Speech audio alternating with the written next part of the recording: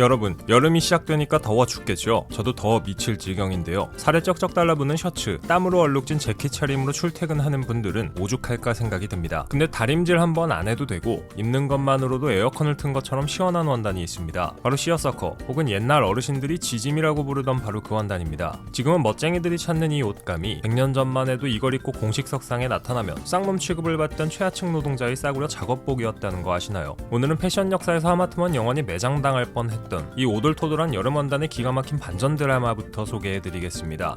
시어서커라는 이름은 페르시아어 시로샤카르에서 유래했습니다. 풀이하면 우유와 설탕이라는 뜻인데요. 매끈한 우유처럼 부드러운 면 원단과 설탕 알갱이처럼 오돌토돌한 면 원단이 번갈아 나타나는 원단의 질감을 표현한 이름입니다. 이 주름 구조 덕분에 원단이 피부에 닿는 면적이 줄어들고 바람이 숭숭 통하게 되는데 그야말로 여름을 위해 태어난 원단이었습니다. 이 원단이 중동에서 인도로, 또 인도에서 영국으로 건너가면서 지금의 이름을 얻게 되었죠. 근데 이 옷감이 19세기 초 미국에 들어왔을 때의 대접은 비참함 그 자체였습니다. 다림질이 필요 없으니 관리가 편하고 가격은 껌값이었거든요. 그래서 자연스럽게 더운 날씨에 야외에서 일하는 철도 노동자나 정비공들의 작업복으로만 쓰였습니다. 당시 신사들에게 시어서커를 입는다는 건 노동자 옷을 주워 입는 사람이라고 광고하는 꼴이었습니다. 그런데 이 천대받던 작업복의 운명을 뒤바꾼 건 다름 아닌 1930년대 프린스턴의 대학생들이었습니다. 소위 금수저라 불리던 이 도련님들이 기성세대의 무겁고 엄격한 정장 문화에 반항하고 싶어 했는데 그 방법이 기가 막혔습니다. 일부러 가장 가난한 사람들이 입는 싸구려 시어서커를 꺼내들고 우리가 입으니까 멋지지 않냐며 쿨하게 캠퍼스를 활보하기 시작한 겁니다. 이게 소위 말하는 프레피룩의 시초입니다. 하지만 진짜 결정타는 미국의 정치판에서 터집니다. 1990년대 숨막히는 한여름의 미국 의회에서 상원의원 트렌트 롯이라는 사람이 혼자 당당하게 시어서커 정장을 입고 걸어 들어온 겁니다. 미국 상원에서도 시어서커라는 원단에 대해 다시 한번 더 많은 관심을 갖게 됐죠. 그 파급력이 얼마나 컸는지 미국 의회에서는 지금도 매년 6월 중 하루를 시어서커 데이로 지정해 남녀 의원들이 단체로 이 옷을 입고 출근하는 전통이 이어지고 있습니다. 이런 역사를 거쳐 시어서커는 평범한 사람들의 패션에도 널리 쓰이는 원단이 되었습니다. 가난과 차별의 상징이었던 옷이 이제는 가장 지적이고 품격 있는 여름의 아이콘이 된 거죠. 사실 한국에선 동묘 할저씨 느낌이라 잘 손이 가지 않지만 그래도 알아두면 언젠가는 쓸모가 있겠죠.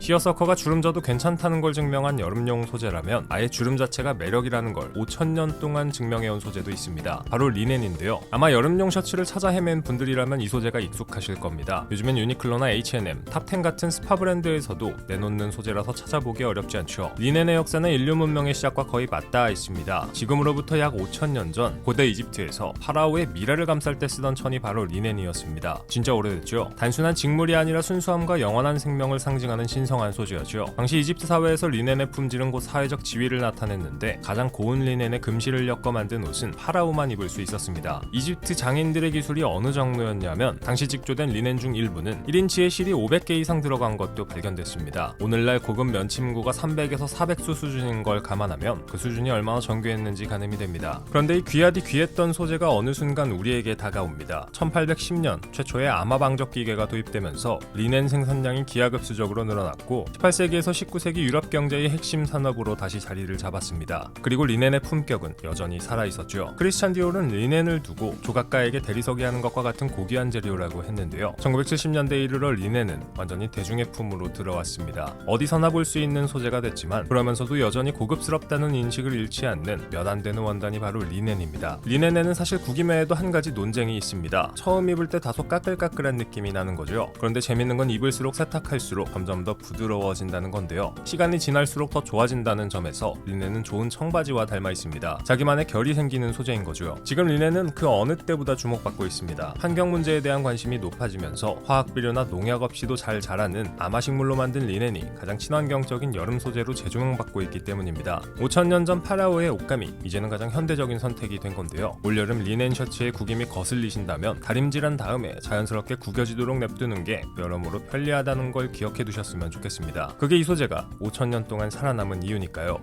시어서커와 리넨의 이윤, 또 다른 여름하면 떠오르는 원단이 있죠. 이 소재는 아예 세탁하면 색이 번지는데 그게 오히려 멋있다를 마케팅으로 만들어버린 물건입니다. 바로 마드라스 원단인데요. 면원단의 불규칙한 체크 패턴을 염색해 만든 원단이죠. 마드라스는 지금의 인도 도시 첸나이, 과거 이름으로는 마드라스에서 유래한 소재입니다. 이름 자체가 도시 이름인 셈인데요. 타밀나두 지방의 장인들이 손으로 한 올 한 올 짜는 이 면원단은 붉은색과 파란색, 노란색 등 식물성 염료로 물들인 격자 무늬가 특징입니다. 재밌는 건 이 원단을 짤 때 쓰는 물의 산성도, 그리고 그 지역의 토양의 성분에 따라 색이 조금씩 달라진다는 건데요. 그러니까 같은 마드라스 원단이라도 세상에 완전히 똑같은 건 없는 셈입니다. 이 원단이 서양에 처음 알려진 건 17세기 영국 동인도 회사가 인도에 진출하면서부터입니다. 가볍고 통기성이 뛰어난 이 원단을 발견한 영국 상인들이 유럽으로 수출하기 시작했고, 이후 1930년대에서 40년대 미국의 상류층 남성들이 카리브해 휴양지에 놀러 갔다가 이 원단으로 만든 옷을 발견하면서 미국에도 서서히 퍼지기 시작합니다. 알록달록한 체크 패턴이 휴양지의 분위기와 딱 맞아떨어졌던 거죠. 그런데 마드라스를 단번에 전 미국에 알린 건 패션이 아니라 하나의 사고였습니다. 1958년 미국의 섬유 수입업자 윌리엄 제이콥슨이 인도 첸나이에서 마드라스 원단 1만 야드를 사들였습니다. 원단업자는 원단을 팔면서 식물성 염료로 만들어져 잘못 세탁하면 색이 번질 수 있다고 분명히 경고했지만, 제이콥슨은 그 말을 흘려듣고 그대로 브룩스 브라더스의 원단을 넘겼죠. 브룩스 브라더스는 세탁 주의사항을 빠뜨린 채 제품을 팔았고, 결과는 참혹했습니다. 결국 전국 매장에서 소비자들의 항의가 빗발쳤는데요. 새 옷을 한번 빨았더니 색이 다 번져버렸다는 겁니다. 자칫하면 소송으로 번질 수 있는 위기였는데, 여기서 기가 막힌 반전이 일어납니다. 당대 최고의 광고인으로 불리던 데이비드 오길비가 이 상황을 완전히 뒤집어버린 거죠. 그가 내놓은 카피는 간단했지만 인상 깊었습니다. Guaranteed to bleed, 즉 번지는 게 결함이 아니라 진짜 인도산 수제 원단의 증거라고 포지셔닝한 겁니다. 심지어 잡지에 마드라스를 인도에서 온 기적의 핸드메이드 원단으로 소개하는 8페이지짜리 특집까지 실리면서 소비자들은 오히려 색이 번지는 마드라스를 진품의 상징으로 받아들이기 시작했습니다. 결함이 하룻밤 사이에 셀링 포인트가 된 거죠. 이후 마드라스는 아이비리그, 프레피룩의 핵심 아이템으로 완전히 자리를 잡았습니다. 지금도 알록달록한 체크 패턴의 마드라스 셔츠나 반바지는 여름 아메리칸 캐주얼의 고전으로 꼽히는데요. 한 가지 재미있는 사실은 여전히 이 원단이 빨면 색이 쉽게 바랜다는 점입니다. 올여름 마드라스 셔츠를 한번 빨고 나서 색이 조금 바래더라도 그건 불량품이 아니라 진짜 백이라는 증거입니다.